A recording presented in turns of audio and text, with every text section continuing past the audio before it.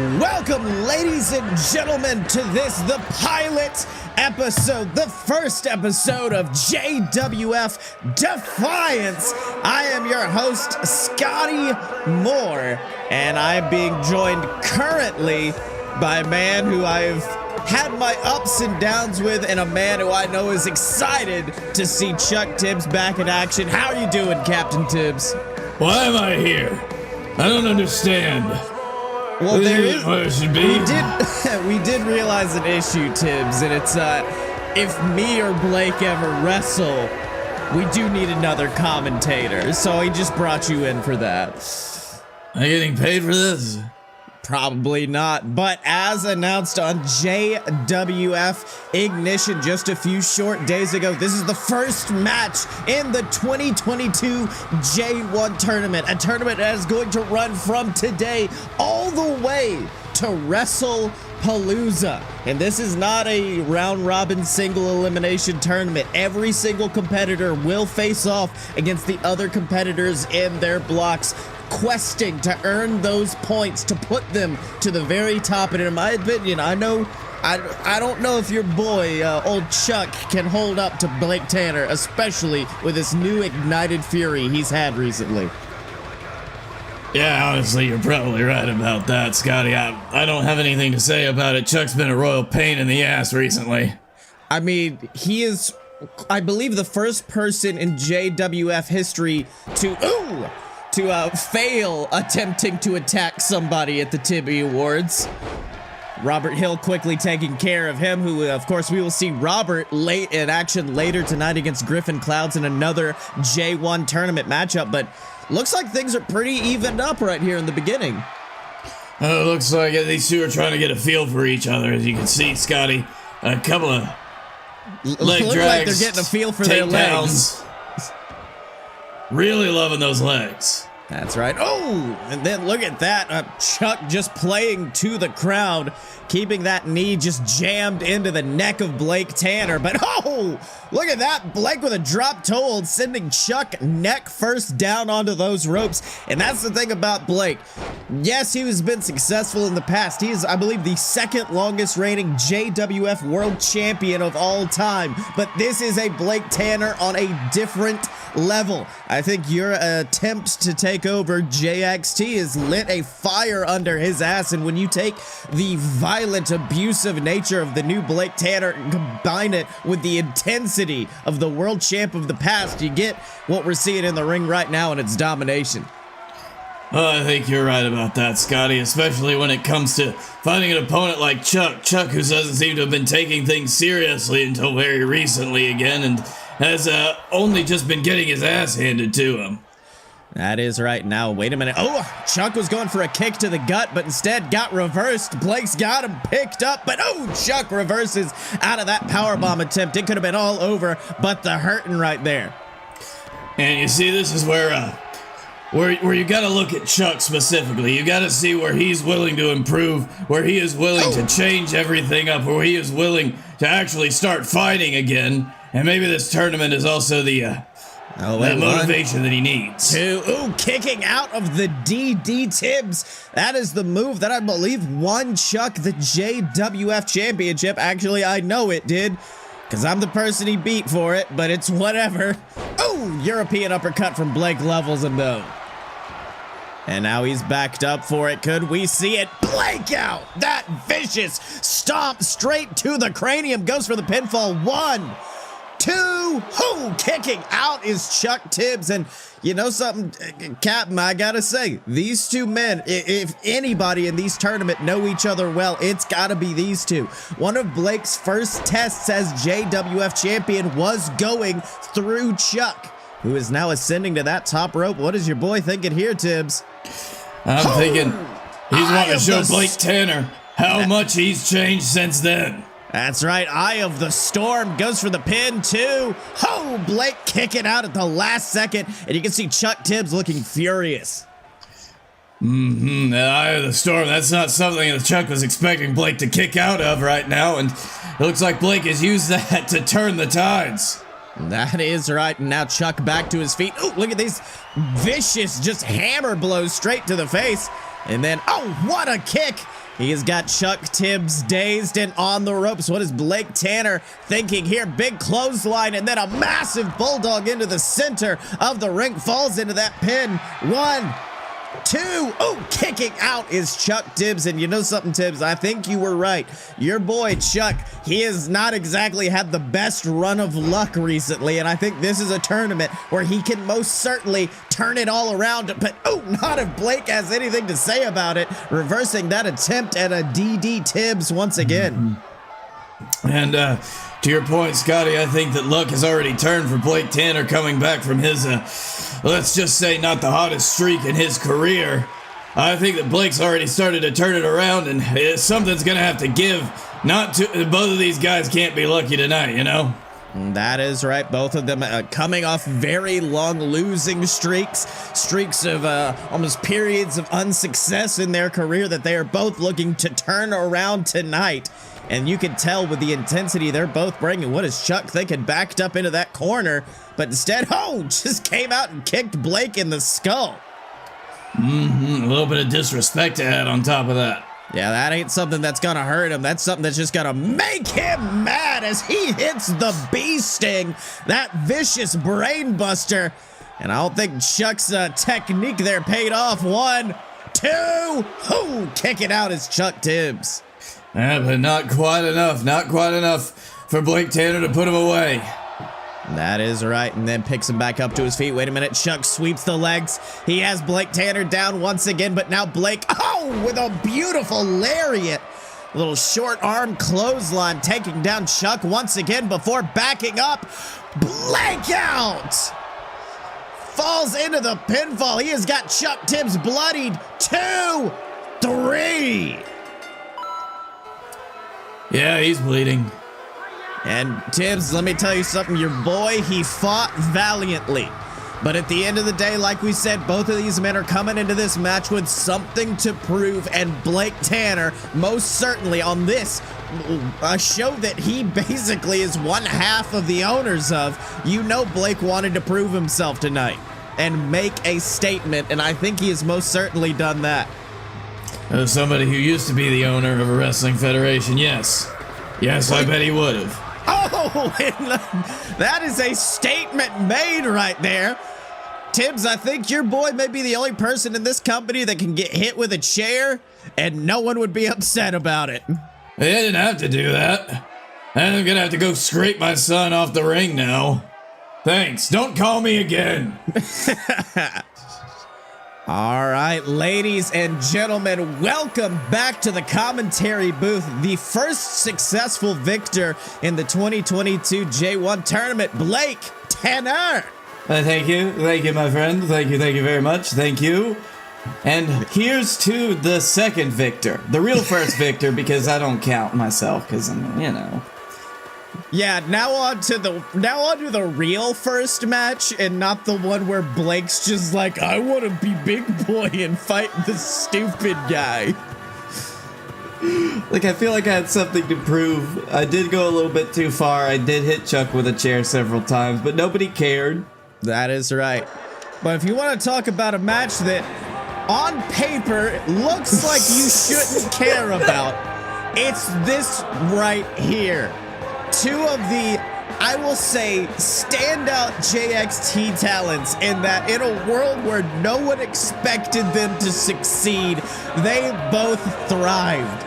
This good Christian boy, Buddy, and his drug-addled best friend, Shitty Terry, come to blows on this, the first episode of JWF Defiance.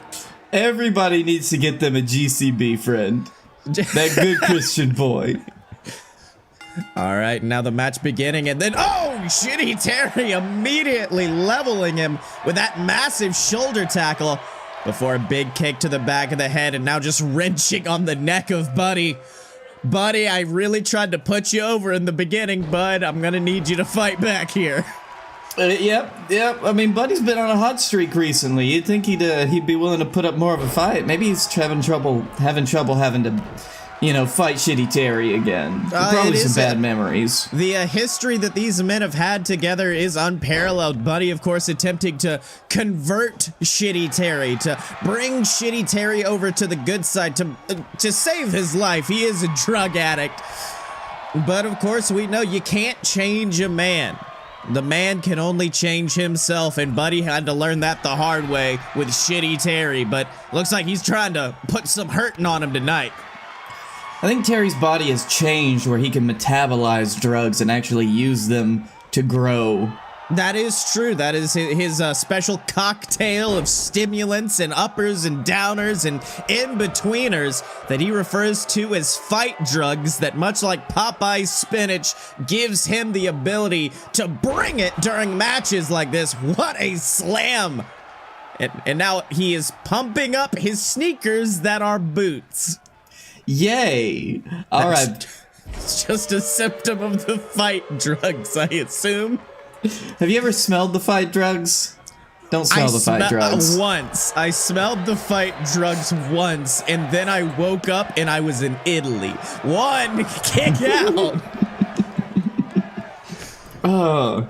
All right, Buddy, getting back into the ring, and then, what is this? Oh, beautiful neck breaker there from Buddy. Worked his way around to the back. That was some technical wrestling acumen from the good Christian boy. But unfortunately, Shitty Terry does not give a damn about that. Mountain Dew Code Red. It's just a code red for normal people, but I feel like for Shitty Terry, it's specifically Mountain Dew Code Red. And now off the ropes, he's saying, "You can't shit me." Boom! Fist drop. Do you think if Shitty Terry ever started doing the green mist, it would just be Mountain Dew that he's spitting in people's faces? Didn't we plan something like that once? Did we? I wouldn't put it past us. Oh, I wouldn't put it past Shitty Terry to get Buddy picked up and set up. But no, Buddy reversing the shitstorm, dropping Shitty Terry onto his head, and now he's got him set up for it. Oh, and here it is. He's got him locked up for it. The Holy Roller falls into the pinfall. 1, 2, kicking out his Shitty Terry did like the WrestleMania main event. Kick out of a finisher move. That was so good. Oh, he hit the Jesus effect. The Jesus effect took down Shitty Terry. Oh, God. Buddy? Hey, bud. Hey, buddy. There we go. That is the one problem I will give Buddy. He is not he's not an impolite man. He will not strike when someone is down, which in a wrestling match really will fuck you up after a while. Big bulldog, though.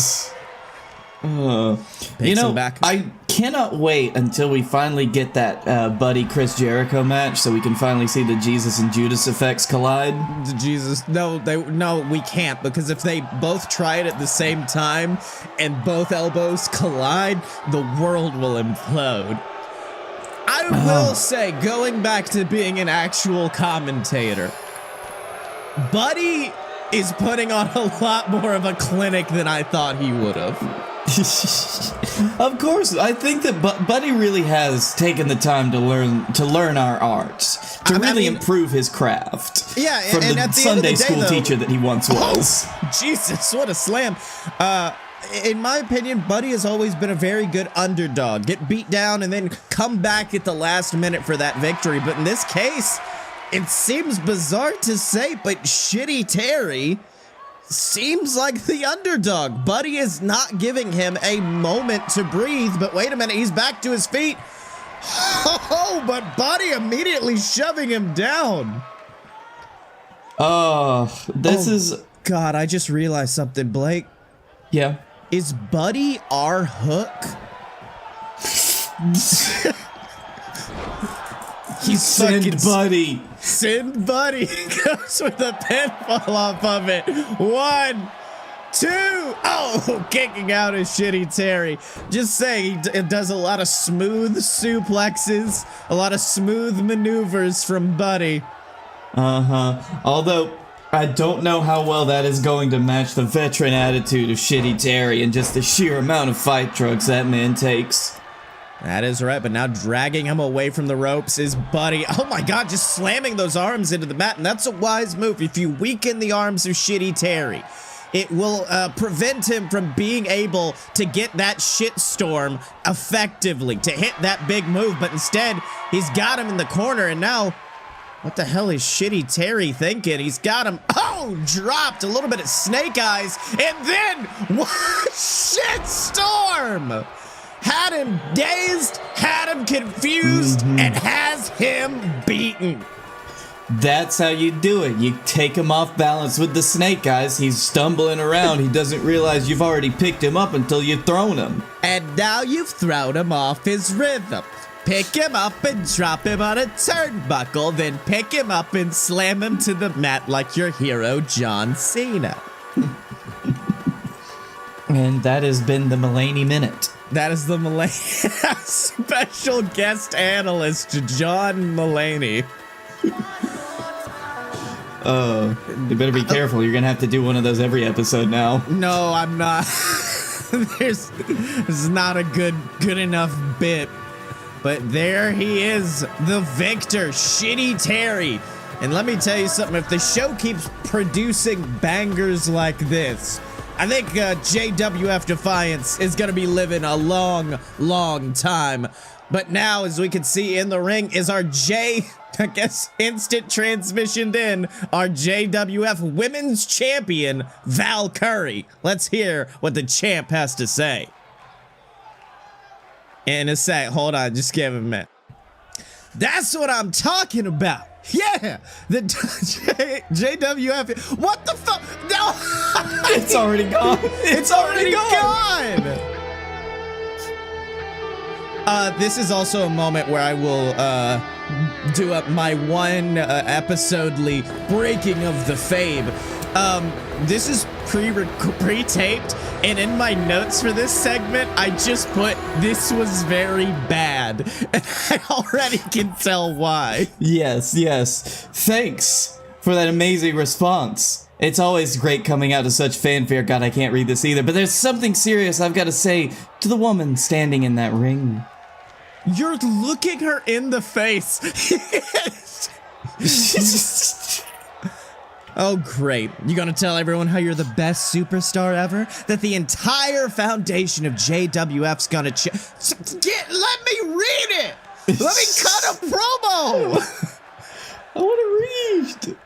Look, you can rattle off that garbage you want to say. The bottom line is the rest of the women in JWF look bad when you come out here and make the utter sound that those terrible fucks cheap. You got cheap lips. I was right. I was right. My notes were correct about this segment, I believe. This is why the promos are on the other show. You do know that this is JWF, right? Not a slumber party with your girlfriend. Here we settle our differences in the ring, not in a pillow fight. Little homophobia there from the champ, which I don't appreciate, but okay. I know you want to get your claws on me so bad, but that's not my call to make. If the powers that be think that the JWF universe wants to watch me tear you to shreds, well then I will gladly oblige. She has to bend over so far to look at Val. Yeah. And now, come on, Val. Val, let me get out a whole sentence. There's a pay-per-view coming up, and my schedule is currently free, so maybe we plan to settle this then. You, me, this Also, you already have the match. We've already made it. Aiyana's the #1 contender. Oh, wow, we've been out here for what seems like an eternity. Yes, you have. And I still don't know what you're all on about. Is there anything going inside that head of yours? There's a part of me that wants to just let this segment play out while we discuss the rivalry and just not even pay attention to what the promo is. I know you want to be on the road to greatness, but before you do, you've got to pay the troll toll. I'm the big fat troll that's standing in this boy's hole.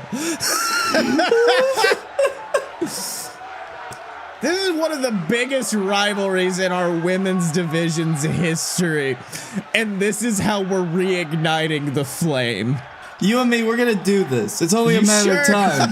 When it happens, I want you to remember this exchange. It'll be a reason I don't take it easy on you or give you a moment's rest. Okay, we're firing the scriptwriter. We're firing WWE 2K19. You don't know how much I wish we could. Well, build up for the women's title match at the Rumble's looking okay, I guess. I bet it'll be better. If it wasn't for the history between these two individuals, that could have just killed this whole rivalry. Very but now, true. Speaking of a man who has quite a bit of history in this company, why don't we talk about this man, a former JWF champion, former king of the Steel City, the man known as Griffin Clouds, one of the few men in this company who has been there since the beginning. I mean, the first JWF pay-per-view featured yourself, myself, and then Griffin in the entire VWO. There are only a few men who can hold that accolade to have been here since the beginning.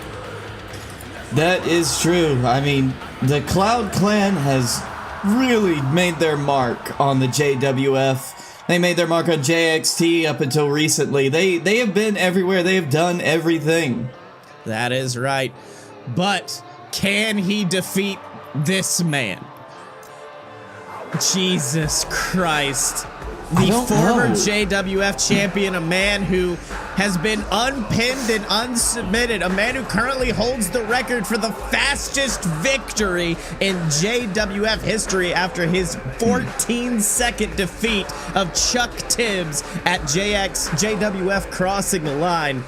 And I love Griffin, but this hill is a mountain for him to climb tonight. Very true. And although Robert Hill immediately just exited the ring, and it looks like Griffin, I don't know if he was trying to play mind games with Griffin or what, but let me tell you something, present company excluded. There is no one in this company that does mind games better than Griffin. If I'm Robert Hill, I don't think I need to be trying anything fancy like that. I think I just need to be doing what I do best, and that's brutalize. And it seems like that's what he's doing right now.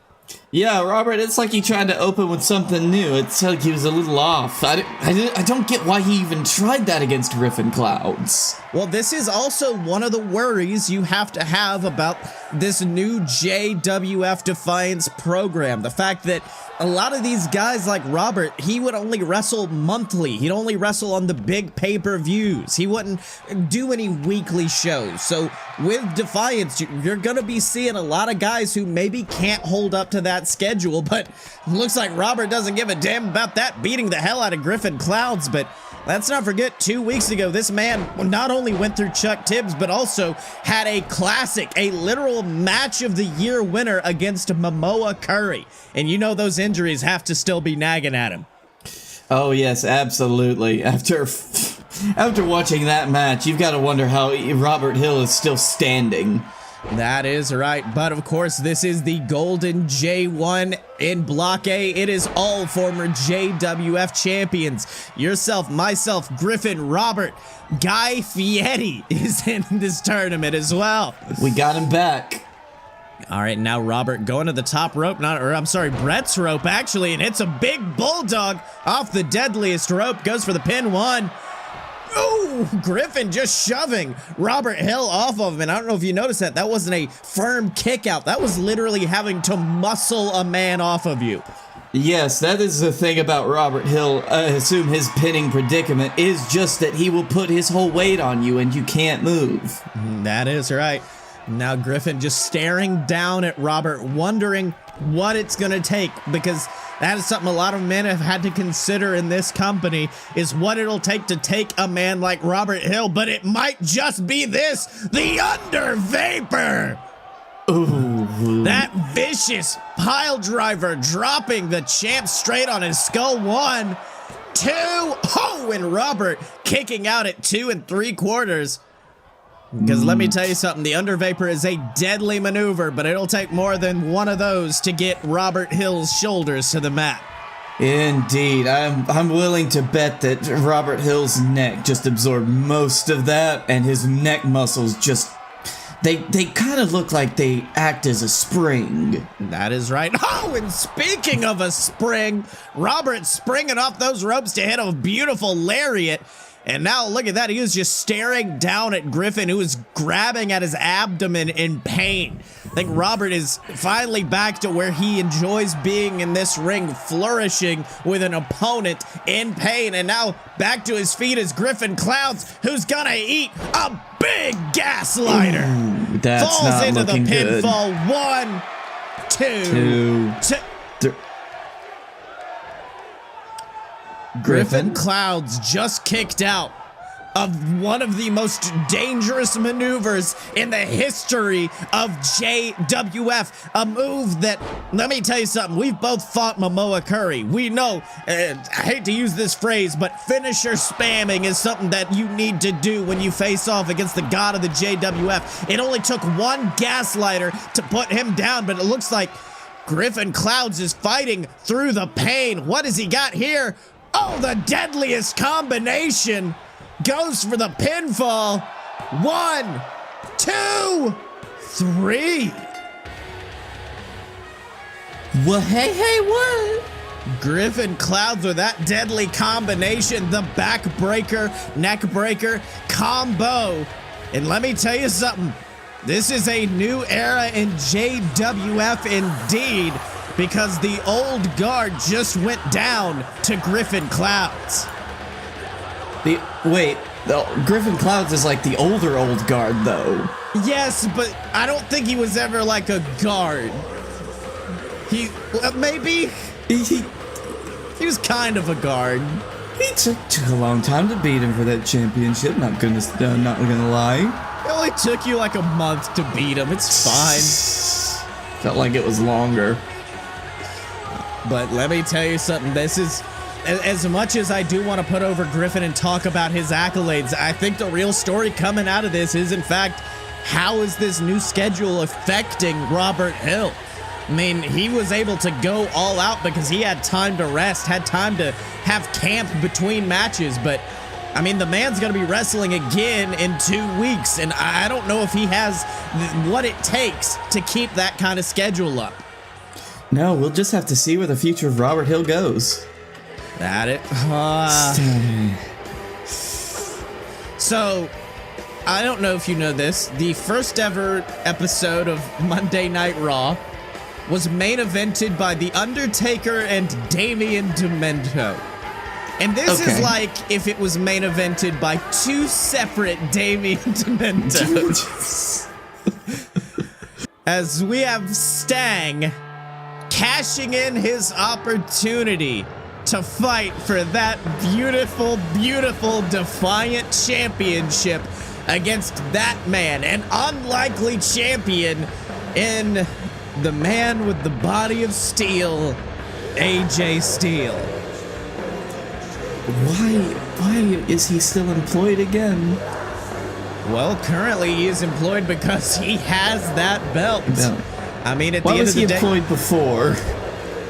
I think he was buying airtime from Tibbs, is I believe what the story was. He was buying airtime for, of course, his show Wrestle Wars, where that means Tibbs was accepting money for someone to come on his show and run down the rest of his roster.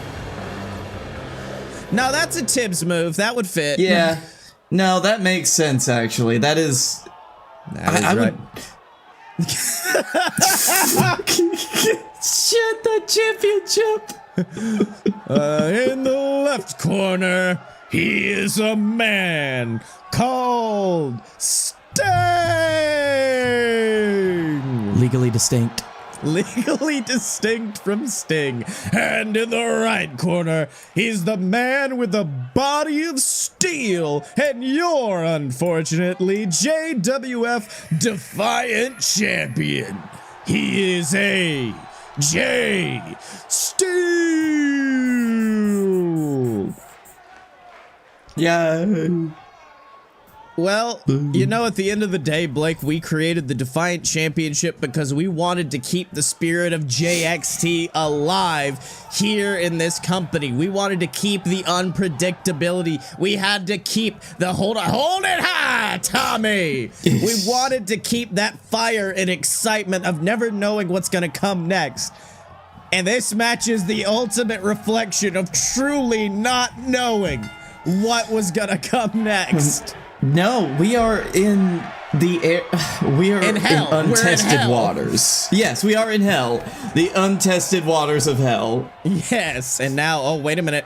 AJ finally fighting back, and then, oh, look at that. Just Big Beal tosses him across the ring.